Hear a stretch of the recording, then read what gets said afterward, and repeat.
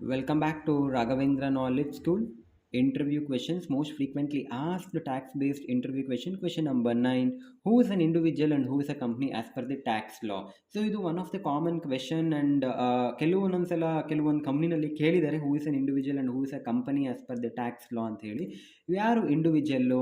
So individual ಅಂತಂದ್ರೆ he is a person who is liable to pay tax based on their income. ಯಾರು individual ಅಂದರೆ ಯಾವುದೇ ವ್ಯಕ್ತಿ ಯಾವುದೇ ಥರದ ಇನ್ಕಮ್ನ ಯಾವುದೇ ಥರದ ಆದಾಯನ ಅರ್ನ್ ಮಾಡಿ ಅವನು ಟ್ಯಾಕ್ಸ್ ಕಟ್ಟಬೇಕಾದ ಸಂದರ್ಭ ಬರುತ್ತೋ ಆ ಪರ್ಟಿಕ್ಯುಲರ್ ಇಂಡಿವಿಜುವಲ್ನ ಆ ಪರ್ಟಿಕ್ಯುಲರ್ ವ್ಯಕ್ತಿನ ನಾವು ಇಂಡಿವಿಜುವಲ್ ಅಂತ ಕರಿತೀವಿ. ಈಗ tax rate for this individual will be changed. ಯಾವುದು? Based on their age, based on their income, based on their residential status ಮೇಲೆ ನಮಗೆ ಟ್ಯಾಕ್ಸ್ ಸ್ಲ್ಯಾಬ್ ರೇಟ್ಸ್ ಏನಾಗುತ್ತೆ, ಅದು ವೇರಿಯೇಷನ್ ಆಗುತ್ತೆ. ಸೊ ಏಜ್ ಮೇಲೆ ನಿಮಗೆ ಸೀನಿಯರ್ ಸಿಟಿಸನ್ಸ್ಗೆ ಒಂಥರ ಏಜ್ ಟ್ಯಾಕ್ಸ್ ರೇಟ್ ಇರುತ್ತೆ, ನಾರ್ಮಲ್ ಇಂಡಿವಿಜುವಲ್ಗೆ ನಿಮಗೆ ಒಂಥರ ಟ್ಯಾಕ್ಸ್ ರೇಟ್ ಇರುತ್ತೆ. ಈ ಸ್ಲ್ಯಾಬ್ ರೇಟ್ಸ್ ಬಗ್ಗೆ ನಾನು ಫರ್ದರ್ ವಿಡಿಯೋದಲ್ಲಿ ಡಿಸ್ಕಸ್ ಮಾಡ್ತೀನಿ. ಸೊ ಬೆಸ್ಟ್ ಎಕ್ಸಾಂಪಲ್ ಬಂದು salaried person. And who is a company?